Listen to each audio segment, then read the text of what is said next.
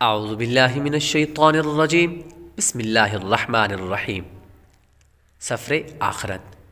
طویل ترین رفاقت کے بعد حضرت سیدنا آدم صفی اللہ علیہ السلام نے دنیا سے پردہ ظاہری فرمایا۔ بوقت وفات آپ کے عمر مبارک 1000 برس تھی۔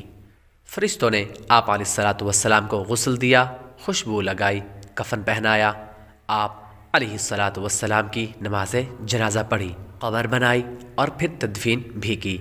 بعد میں آپ علیہ السلام کی اولاد سے فرمایا، یا بنی آدم ہادہ سنتکم فی موتاکم فکذاکم ففعلوا، اے اولاد آدم، فوت شدگان کی تجہیز و تکفین کے سلسلے میں یہ تمہارا طریقہ ہے، اسی طرح کیا کرو۔ حضرت سیدنا آدم علیہ نبینا علیہ السلام کے وصال ظاہری کے کچھ عرصے بعد حضرت سیدتنا حوا رحمۃ اللہ علیہا بھی انتقال فرما گئیں۔